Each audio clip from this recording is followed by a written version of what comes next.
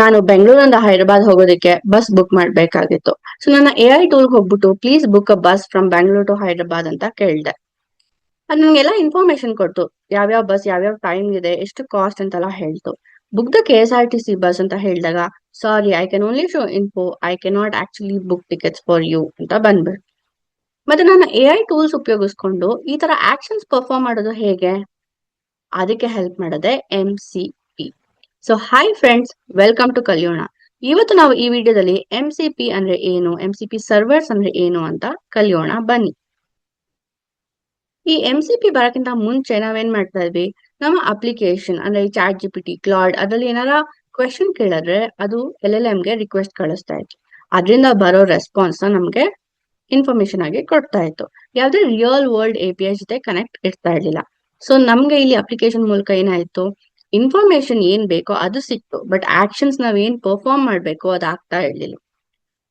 ಈ ತರ ಪ್ರಾಬ್ಲಮ್ ನ ಸಾಲ್ವ್ ಮಾಡೋದಕ್ಕೆ AI ಏಜೆಂಟ್ಸ್ ನ ಬಿಲ್ಡ್ ಮಾಡೋದಕ್ಕೆ ಶುರು ಮಾಡಿದ್ವಿ.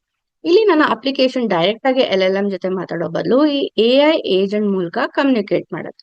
ನನ್ನ AI ಏಜೆಂಟ್ ಏನ್ ಮಾಡತ್ತೆ, LLM ಇಂದ ಬೇಕಾಗಿರೋ ಇನ್ಫಾರ್ಮೇಶನ್ ಕೊಡತ್ತೆ, ಜೊತೆಗೆ ನಮ್ಗೆ ಏನಾದ್ರು ಆಕ್ಷನ್ಸ್ ಬೇಕು ಅಂದ್ರೆ ಅದನ್ನು ಪರ್ಫಾರ್ಮ್ ಮಾಡೋದಕ್ಕೆ ರೆಸ್ಪೆಕ್ಟಿವ್ API ಜೊತೆ ಕಮ್ಯುನಿಕೇಟ್ ಮಾಡತ್ತೆ. So red bus API, VRL API, KSRTC API ಇದೆಲ್ಲದ್ರ ಜೊತೆ ನಾನು ಕಮ್ಯುನಿಕೇಶನ್ ನ ಎಸ್ಟಾಬ್ಲಿಷ್ ಮಾಡ್ತೀನಿ. ಸೊ ನಾನು KSRTC ಬಸ್ ಬುಕ್ ಮಾಡ್ಬೇಕು ಅಂತಂದ್ರೆ ಈ AI ಏಜೆಂಟ್ ಈ API ಜೊತೆ ಕಮ್ಯುನಿಕೇಟ್ ಮಾಡ್ಕೊಂಡು ನನಗೆ ಬುಕ್ ಮಾಡೋದಕ್ಕೆ ಹೆಲ್ಪ್ ಮಾಡತ್ತೆ.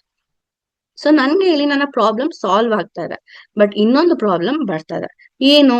ಪ್ರತಿಯೊಂದು API ಜೊತೆ ಕಮ್ಯುನಿಕೇಟ್ ಮಾಡೋದಕ್ಕೆ ನಾನು ಆ ಕಮ್ಯುನಿಕೇಶನ್ ಪ್ರೋಟೋಕಾಲ್ ನ ಎಸ್ಟಾಬ್ಲಿಷ್ ಮಾಡ್ಬೇಕು. ಒಂದೊಂದ್ ತರ ಇರುತ್ತೆ. ಕೆಲವೊಂದು HTTPS ಉಪಯೋಗಿಸ್ಬೋದು, ಕೆಲವೊಂದು TCP ಉಪಯೋಗಿಸ್ಬೋದು. ಜೊತೆಗೆ ಪ್ರತಿಯೊಂದು API ರೆಸ್ಪಾನ್ಸ್ ಕೂಡ ಬೇರೆ ಇರುತ್ತೆ. ಅದೆಲ್ಲದನ್ನ ನನ್ನ AI ಏಜೆಂಟ್ ಹ್ಯಾಂಡಲ್ ಮಾಡೋದಕ್ಕೆ ನಾನು ಕಸ್ಟಮ್ ಕೋಡ್ ನ ಬರಿಬೇಕಾಗತ್ತೆ. ಸೊ ಇಲ್ಲಿ ನನಗೆ ಕೋಡ್ ಮೇಂಟೆನೆನ್ಸ್ ತುಂಬಾ ಕಷ್ಟ ಆಗತ್ತೆ. ಒಂದು ಸ್ಟ್ಯಾಂಡರ್ಡ್ ವೇ ಆಫ್ ಕಮ್ಯುನಿಕೇಶನ್ ಇಲ್ಲ. ಈ ಪ್ರಾಬ್ಲಮ್ ನ ಸಾಲ್ವ್ ಮಾಡೋದಕ್ಕೆ ನಮ್ಗೆ MCP ಹೆಲ್ಪ್ ಮಾಡೋದು. ಸೊ MCP ಅಂದ್ರೆ ಏನು? Model context protocol. ಈಗ ಏನಾಗತ್ತೆ, ನನ್ನ AI ಏಜೆಂಟ್ ಡೈರೆಕ್ಟ್ ಆಗಿ ಈ API ಜೊತೆ ಕಮ್ಯುನಿಕೇಟ್ ಮಾಡೋ ಬದಲು ಈ MCP ಸರ್ವರ್ಸ್ ಮೂಲಕ ಕಮ್ಯುನಿಕೇಟ್ ಮಾಡುತ್ತೆ. ಈ MCP ಸರ್ವರ್ಸ್ ನನಗೆ ಇದು ರೆಸ್ಪಾನ್ಸ್ ಎಲ್ಲ ಹ್ಯಾಂಡಲ್ ಮಾಡಿ ಒಂದು ಸ್ಟ್ಯಾಂಡರ್ಡ್ ವೇ ಆಫ್ ಕಮ್ಯುನಿಕೇಶನ್ ನ ಎಸ್ಟಾಬ್ಲಿಷ್ ಮಾಡಿ ಕೊಡತ್ತೆ. ಒಂದು ಎಕ್ಸಾಂಪಲ್ ಹೇಳ್ಬೇಕು ಅಂದ್ರೆ USB ಪೋರ್ಟ್ ತರ ಅಂತ ಅನ್ಕೋಬಹುದು. ಈ USB ಪೋರ್ಟ್ ಇಂಟ್ರೊಡ್ಯೂಸ್ ಆಗೋಕ್ಕಿಂತ ಮುಂಚೆ ನಮ್ಗೆ ಮೌಸ್ ಅಥವಾ ಕೀಬೋರ್ಡ್ ಯಾವುದೇ ಒಂದು ಹಾರ್ಡ್ವೇರ್ ಕನೆಕ್ಟ್ ಮಾಡ್ಬೇಕು ಅಂದ್ರೆ ಅದರದ್ದೇ ಪೋರ್ಟ್ ಇರ್ತಾ ಇತ್ತು. ಸೊ ನಾವು ಅದಕ್ಕೆ ಕನೆಕ್ಟ್ ಮಾಡಿದ್ರೆ ಮಾತ್ರ ವರ್ಕ್ ಆಗ್ತಾ ಇತ್ತು.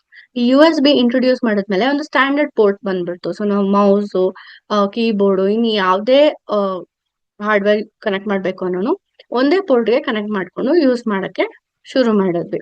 ಈ ತರ ಸ್ಟ್ಯಾಂಡರ್ಡೈಸೇಷನ್ ನ ಇಂಟ್ರೊಡ್ಯೂಸ್ ಮಾಡೋದಕ್ಕೆ ನಮ್ಗೆ MCP ಸರ್ವರ್ಸ್ ಹೆಲ್ಪ್ ಮಾಡುತ್ತೆ. ಈ MCP ಸರ್ವರ್ಸ್ ಇಂದ ನಾವು ಸರ್ವಿಸಸ್ ನ ಕನ್ಸ್ಯೂಮ್ ಮಾಡ್ಕೋತಾ ಇದೀವಿ. ಸೊ ಇಲ್ಲಿ ನಮ್ಮ AI ಏಜೆಂಟ್ MCP ಕ್ಲೈಂಟ್ ಆಗಿ ಆಕ್ಟ್ ಮಾಡತ್ತೆ.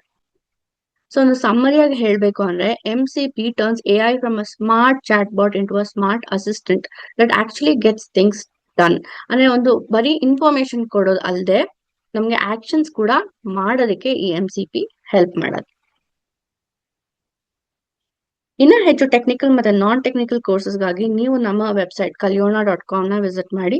ಅಲ್ಲಿ ನೀವು ಕೋರ್ಸ್ ಕಂಪ್ಲೀಟ್ ಮಾಡಿದ್ರೆ ಕೋರ್ಸ್ ಕಂಪ್ಲೀಷನ್ ಸರ್ಟಿಫಿಕೇಟ್ ಕೂಡ ಸಿಗತ್ತೆ. ಹಾಗೆ ನಮ್ಮ ಚಾನೆಲ್ ನ ಸಬ್ಸ್ಕ್ರೈಬ್ ಮಾಡೋದು ಮರಿಬೇಡಿ. ನಿಮ್ಗೆ ಏನೇ ಕ್ವೆಶನ್ಸ್ ಇದ್ರು ನಮಗೆ ಕಮೆಂಟ್ ಮೂಲಕ ನೀವು ತಿಳಿಸಬಹುದು. Thank you.